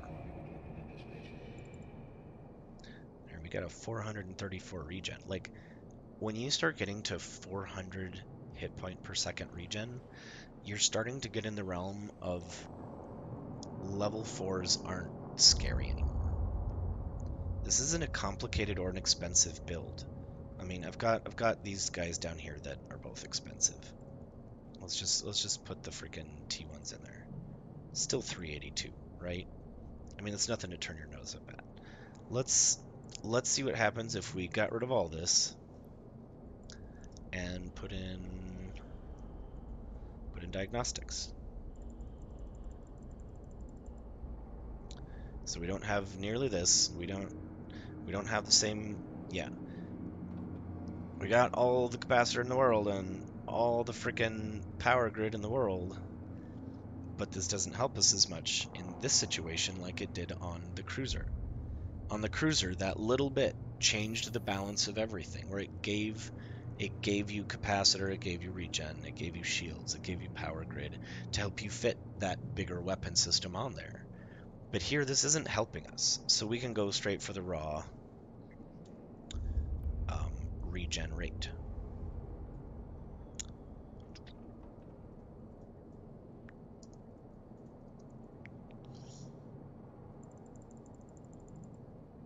Now, the cool thing about these things is how badass they stack once you start getting multiples of them on here.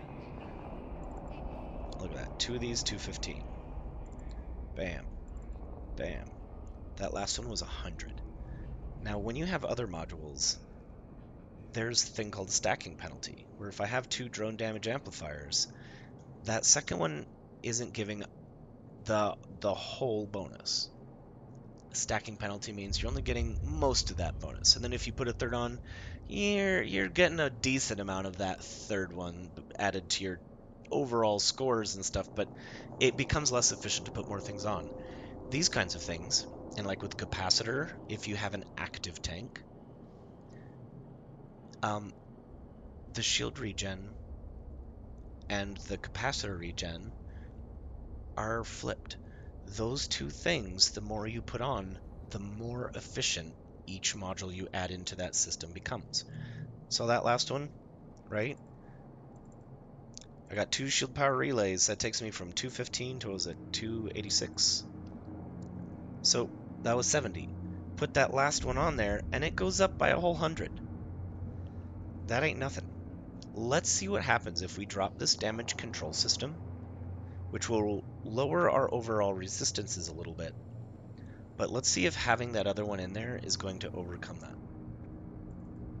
Boom. No damage control, which is something that every new player should always have. And yet, this is an instance where you can see, having that extra thing in here, it gave us a higher shield regen than having better resistances, because resistances get less effective the more resistance modules you put on. This makes things more effective. The regen is more effective. So there are big battleships that you'll see in tournaments that use this passive regen system, and it is brutal. It's absolutely brutal. So we still have high slots, so we can put in battleship-sized rails.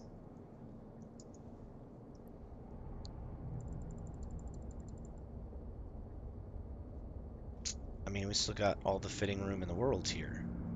Let's just see what 4 of these do. This is antimatter. This is the closest one there, and it's still 36 kilometers away. Now, you're going to be a new player. You're going to be playing with some of these guys here when you first get your first battleship. So let's get a little bit more range on these guys, keep you safer. Look at that. 75 kilometers you can engage with these things, and that's got 900 alpha. That's the same as that cruiser, just about. And we haven't even put on the sentry drones, which should be where the real damage is here. Let's go to that range. Because let's see, what does the guard do? Just a Tech 1. Can do 5 of these here. My range is 25, so this isn't nearly as close. So these do a good amount of damage here, don't they?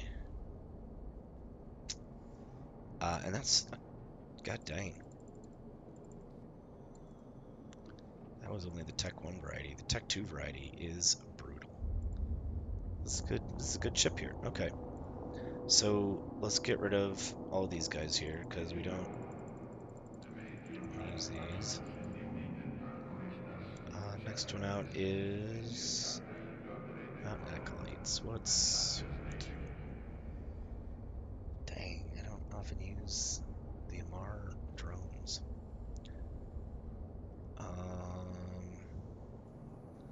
Is a Warden the farthest reaching one here? I cannot remember if it's this one. No, it's the, yeah, I think this is the farthest range one here. So you can see a Warden starts way the F out there, right? That's just ridiculous. That's a long ways. So basically, as soon as we can lock something with this battleship, you're putting out damage onto it with those things. That's pretty nice. That's going to be good damage. So there's all the fitting room in the world left on here. This isn't a really it isn't hard to fit. You just need to understand that this is a tool for a specific job.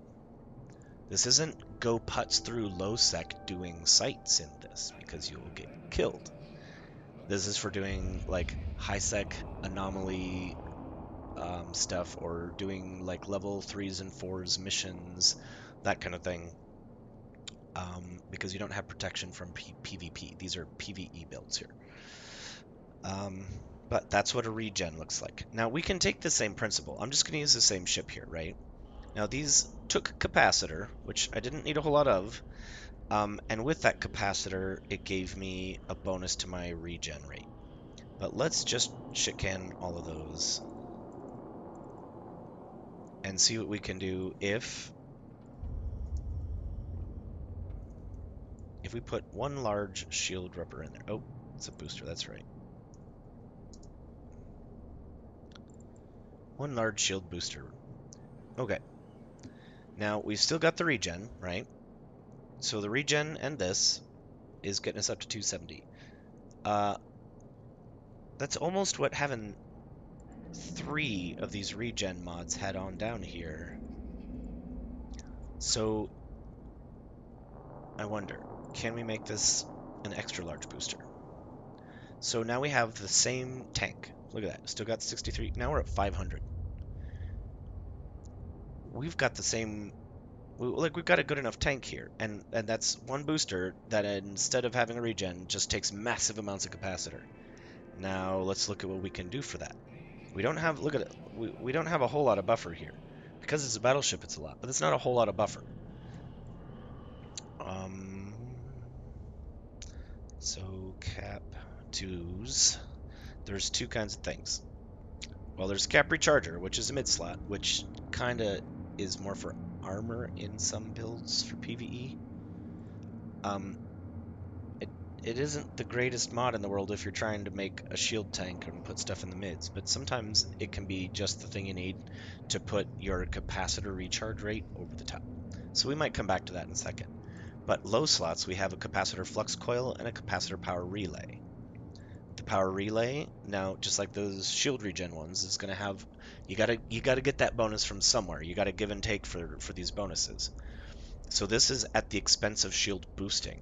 Well, that's no good. We don't want this for for shield boosting. If we had a passive tank and we just needed some more cap and could, I don't know, maybe you'd armor build, maybe you'd use that in the low slot because your mid slots have tracking or tackle. But we don't want to take away from our shield boosting on an active tank build. So let's look at this Flux Coil here. The Flux Coil, it reduces your max capacitor storage. So just like the shield recharge rate before, one of them took away from your total shield amount, but boosted your shield recharge. This is going to do the same thing with cap, where we're going to lose our total volume of cap a bit, but we're going to gain a bigger bonus to the regen of that cap that will be able to draw more cap in a fight. So we're going to put those flux coils in, and we're going to look at what happens. So we still got all this stuff active here. We got a large shield boost, extra large shield booster, and we've got these guys over here taking up lots of cap. So let's just look at what happens. Got a minute and a half. Excuse me. Boom. One flux coil. Didn't really do anything, did it? Another flux coil. It's going the wrong way, isn't it? Another flux coil. Oh, starting to go the right way. One more flux coil. All of a sudden, we're cap stable. Just all of a sudden. We went from a minute 40 in cap to all of a sudden being cap stable. Oh, wrong one.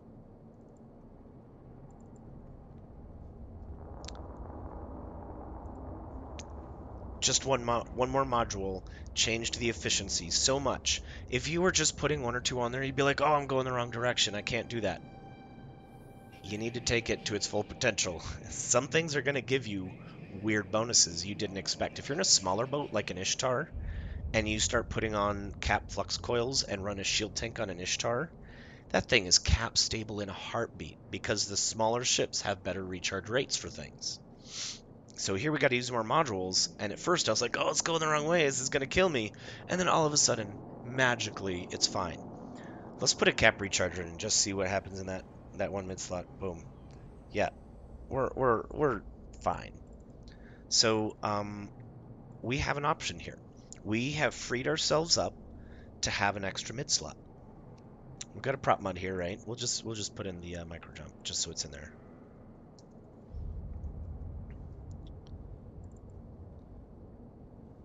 I'll see we're a little over on the CPU there, so we could maybe adjust some of this stuff a little bit. Again, we have the biggest guns on here on a drone boat. We don't really need this to be doing that much DPS. So we could maybe go down one size in these things and fit the gnarliest tank ever. Let's just see. These are 42 apiece. Let's just look over here. To go down to, let's see here, what was it? The 350s. So 48. So we went from 56 to 48. So that frees up 8 times 4 is 32. Which is close. We're still going to need some of that for this. So, oh, yeah. How about that? We don't need Purgers on here, do we? How about we chuck on something a little bit more useful here?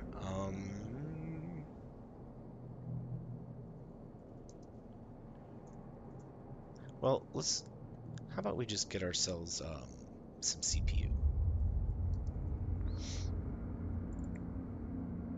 Alright, let's step down that module to the T1.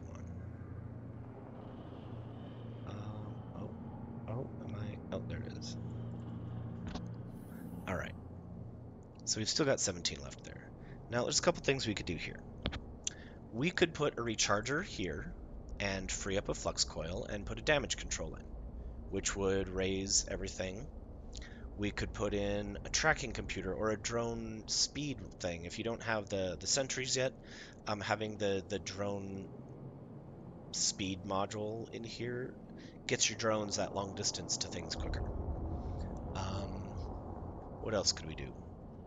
I don't really want to improve the tracking of these because they're battleship weapons. If you're shooting at frigates and desis, unless you have a perfect lineup or a lot of tracking, these ain't gonna hit shit. So really, you're looking at shooting bigger things with that anyway. This is not gonna be able to hit a little frigate that's zipping around. Don't even try. If it's coming straight at you from a long range, if it's got almost no transversal, you can land a really hefty shot on it. But again, these are the meta ones, and we've got this boosted up here, so this is all going to be a little bit less because our all fives. But anyways, what's something that we could put in here? Let's just look. What happens if we put the recharger in here? Bam. Not as cap stable. It's not as strong, but it is cap stable. Can I put a damage control in here?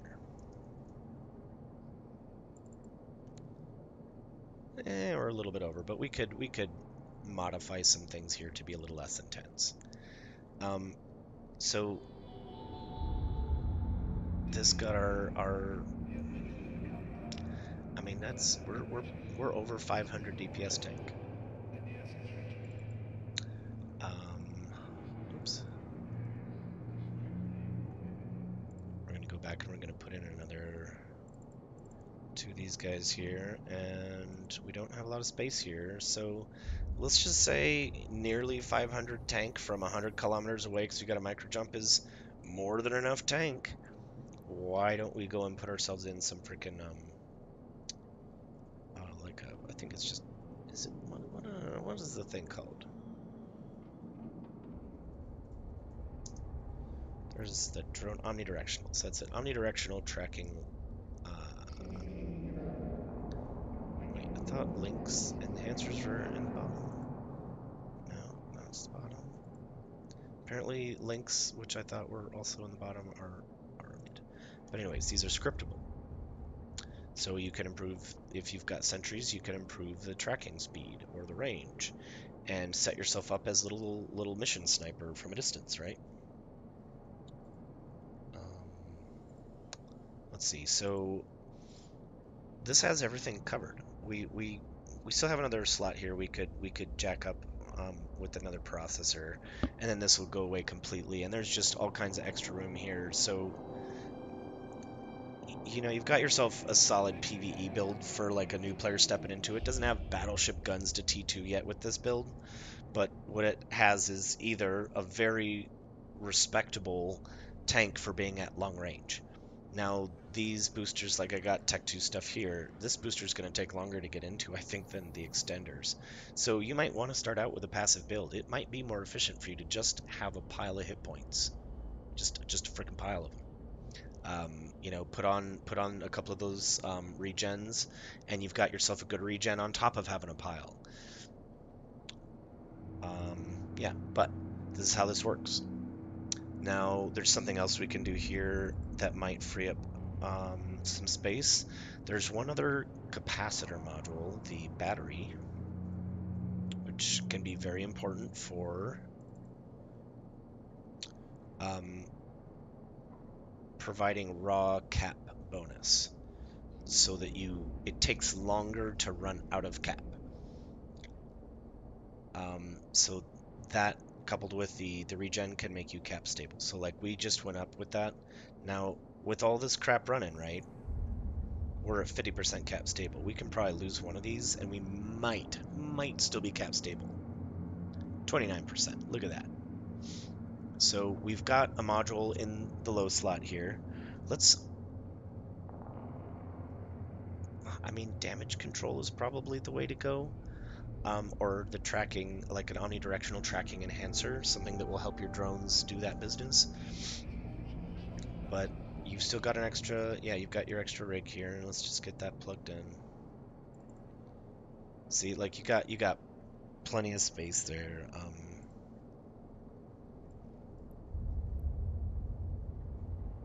Wonder if, yeah, see, something else the battery does. You might not want to do this here.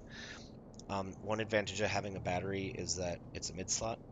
And if you're doing the regen or the active build, you're going to want lots of things that are boosting in your lows.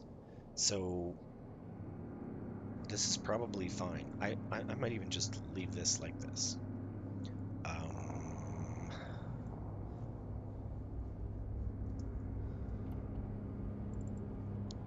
to do that just because it's getting awfully close, and this is going to leave you with, what is it, like 4% or 3% or 2%? It's a couple of percent per level you put in that improves your CPU and your power grid. Um, so, you might be able to get away with not having that and still having a rig to put in here. Yeah. So the active tank build, you can have the battery, which gives you raw amounts. So like this is gonna be better for pulsing, so you can pulse it for a while, and once you've gotten out of danger, your capacitor has time to regenerate so that you're ready for another round of pulsing the booster. Um, you can do rigs that help capacitor. There's no reason you can't do rigs that help capacitor.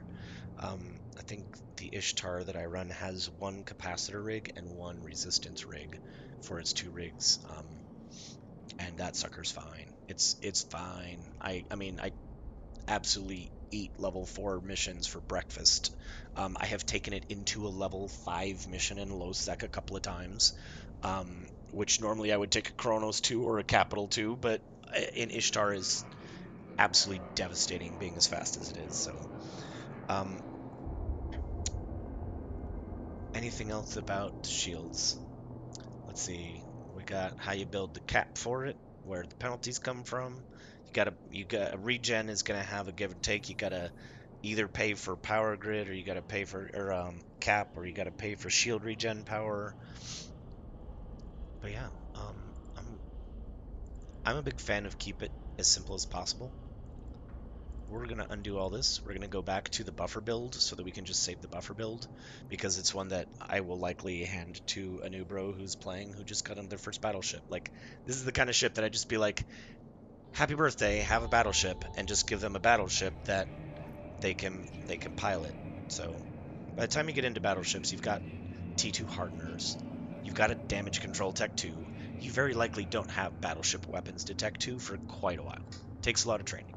But the tank modules for shields is ridiculously easy to train into.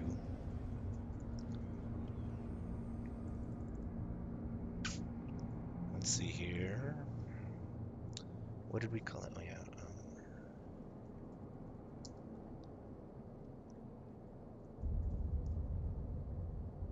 All right.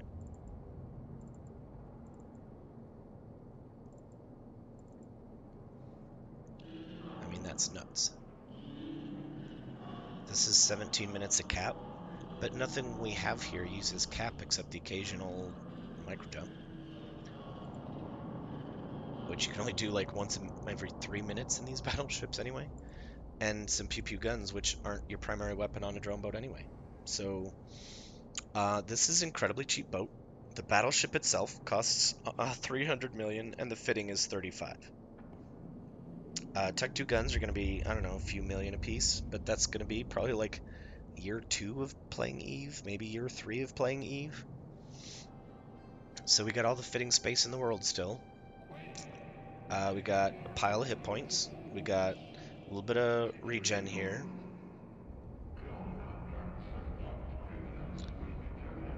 Let's put in.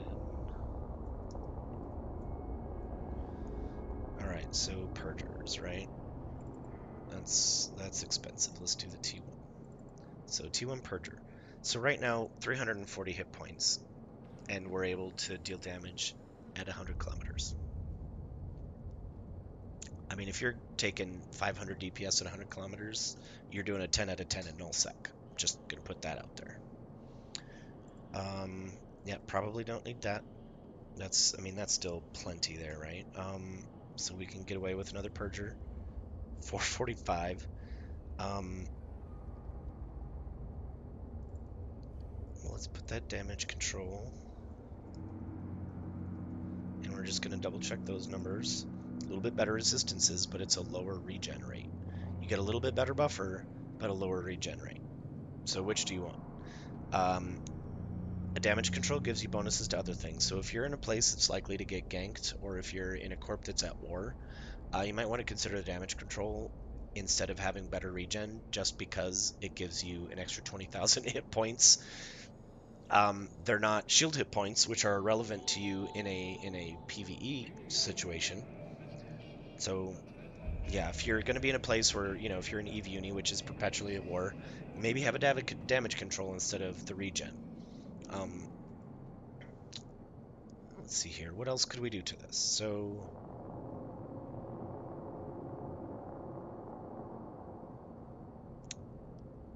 I mean, just keeping it real, that's a dang fine mission runner right there. Let's see. What else could we do? We could... Let's see here. Gonna get rid of that. We're gonna get rid of that.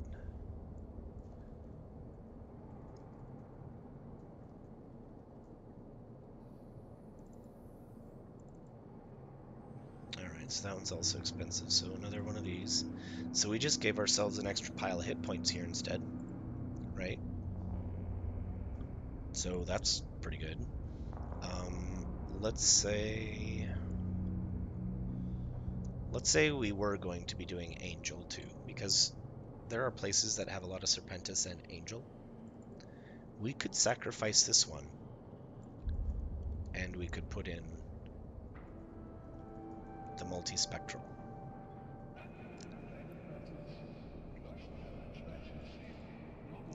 Now we've got decent in that, and we've got even better in these. That's gonna work. You could do an Angel mission with this boat. We don't have anything in here. I mean, we've only got 101 regen, but something you can do because you have a micro jump drive is simply jump away. Now this might take a while to tell me what the time to complete regen is. No, it doesn't tell me what the time to complete regen is. Okay. That would be a helpful stat for them to have in here. I wish they would do that. Okay, but basically, look at this. So we've got 4 slots open here. No, we don't have a good regen. If we get pounded on, it's going to take a while for our hit points to get back up. Where this is like less than a quarter of what we just had with the regen build. Now, this one we have twice as many hit points in the buffer, but we have 4 open slots. By sacrificing a regen rate and just, if things get close, jump again so they don't ever get to a point where they can dish out heavy damage, this is perfectly fine. You can always jump to, like, warp back to a station, dock up, boom, all your hit points are back, undock, warp back to your mission. It's free.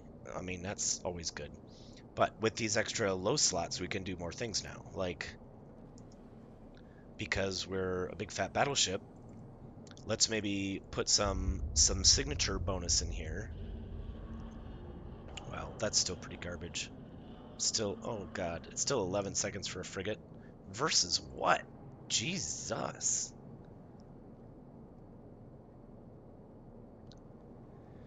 I mean, that was a 3-second bonus. Oh, good God almighty. Yeah, battleships have really slow lock times.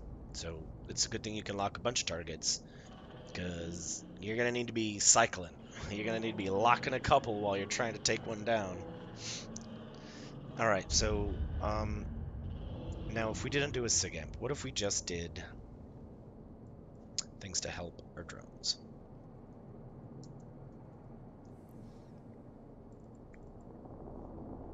Oh, wrong one again. Enhancer.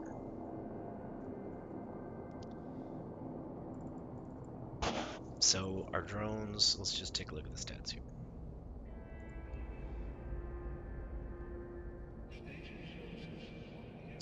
Improves tracking speed and range. Okay, so our drones are going to be more efficient.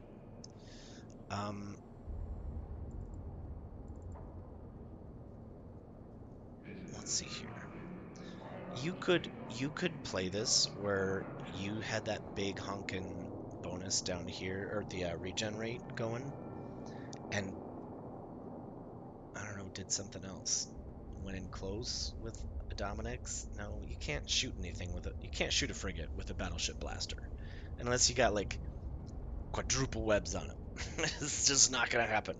So shooting something, you can shoot a frigate with a rail from 100 kilometers away, 50 kilometers away, and if he's coming right at you, you can hit it. There's almost no situation in reality where you can hit a frigate with a battleship blaster.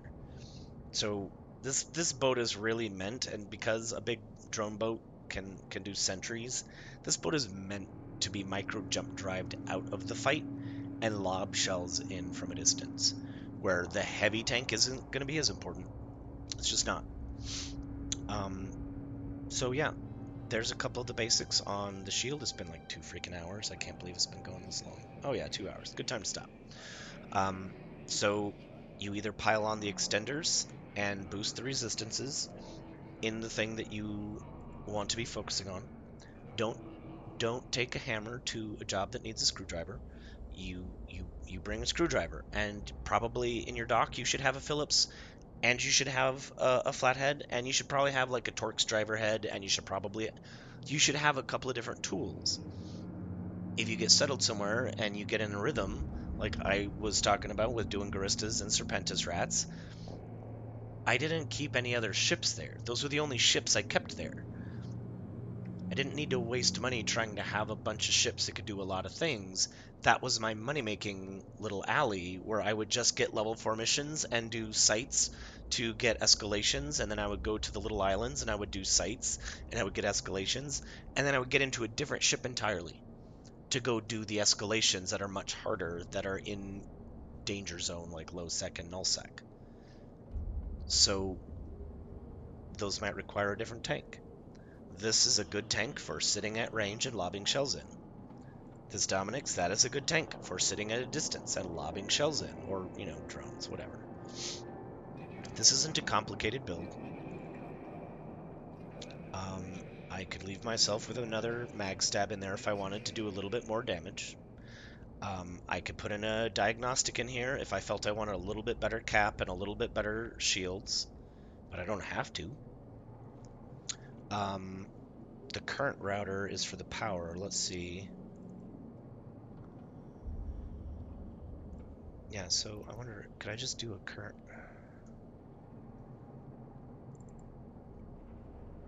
Oh, no, no, no, no, no, that's not what I was thinking. We're going to put in one power diagnostic here, which gives us a little bit of everything, including this. And I'm going to put in... Let's see what a collision accelerator does for us. I mean, it took that DPS again. It's another almost 20 DPS. And that's the cheap one. Holy crap. The Tech 2 is less expensive than the Tech 1. So, there you have it. Oh, can't do it because of that. Hey, how about that? Oh, but you know what? Maybe we could dump the Tech 2 kinetic for a Tech 1. Because Jeezy peasy, look at those resistances already. Oh, still not. Okay, well I'd have to take down the other one too. I don't know that this is really...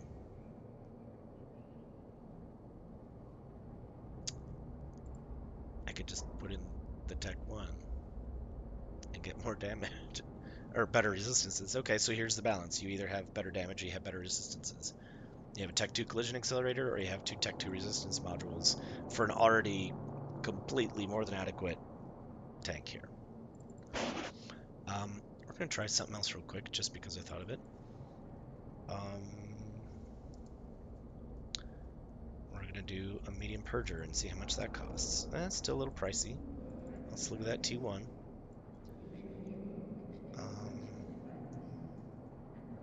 No, wrong one. Shields, power relay.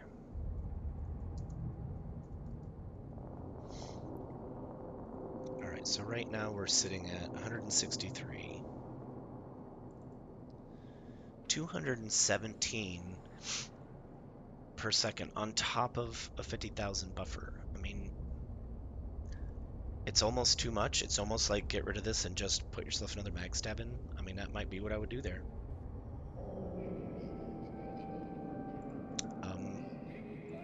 Sometimes the simplest looking fit is the best fit. It's just how it is. Let's see, we got a Purger here, so we could do an extender here, we could do something for damage. We got, we got cap, right? We're not really worried about cap when we've got 61 minutes when your average mission, like level 1 mission, is like 6 minutes. So I think we're good. I think this leaves us in a very happy place because you can meta down any of these by going to like it's the same kind of mod, it's just a compact is gonna have less requirements, give you a little bit less hit points, but you're gonna be able to fit it. I mean, we should just do that with all of these real quick, right? Let me do a copy of this guy here.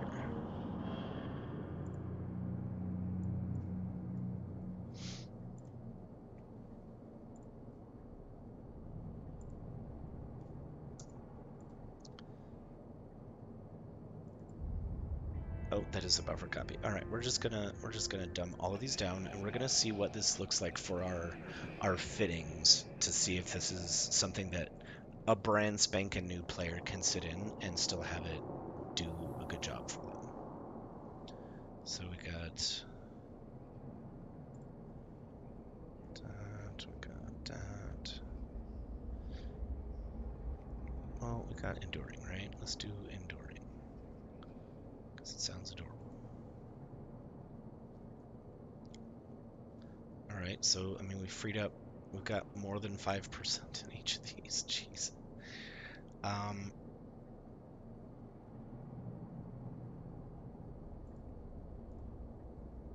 this is really cheap, and we're just gonna put that back up to there.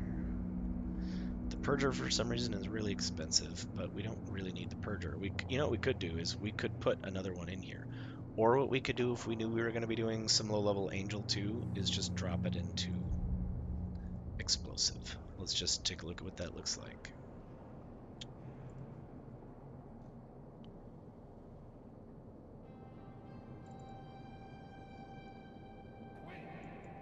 I mean, this is going to do any Angel.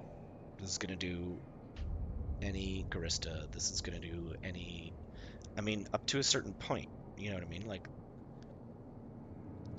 level 3s is where you're going to need probably more beef. Always more beef when you hit level 3s. But all of those little anoms you see in the systems in high sec, this will take any of them. Any of the level 1 and level 2 missions, anywhere that has, you know, those damage types, this will take it. So don't be afraid to go really simple. It seems too simple, right? It seems too simple when you're like, but there's so many modules I could put in here. Yeah, and it's not always a good idea to complicate something that is best kept simple. So this is shield fitting. I'm not a great streamer or a great people talker person, so I'm sorry if this has been a little bit overcomplicated. But if you are a new player who's trying to understand how the shield tank works on a ship, you can do this really easy. And you can take this ship that I have been playing with here. Within weeks of playing Eve, you can have the meta version of everything on here and be able to take level 1 and 2. It's just, it's, I mean, if you do a thing right, you know, we'll just leave those on. Let's just get,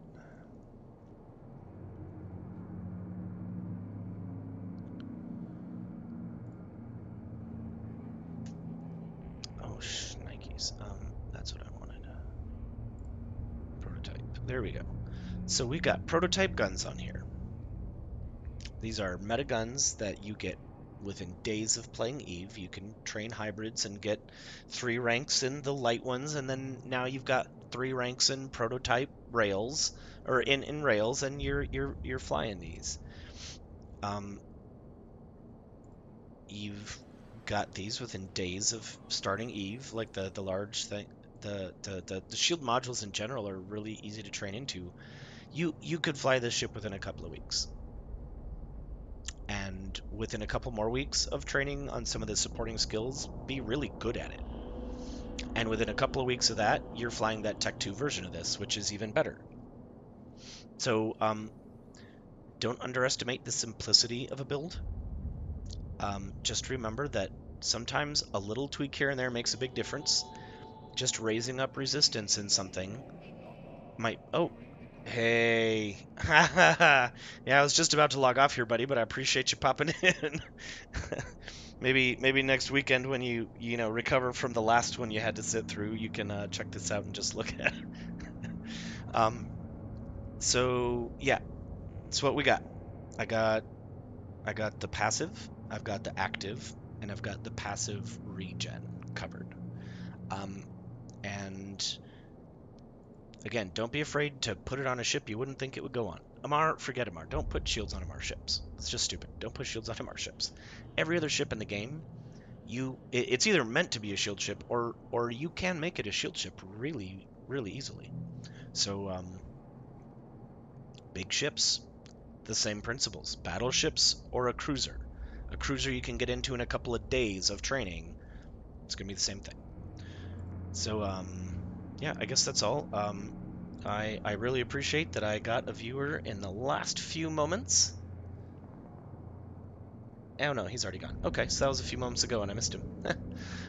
So folks, please fly safe and be good to your friends and family and be a good little nerd out there because the world needs some extra love. Take care of yourself, okay?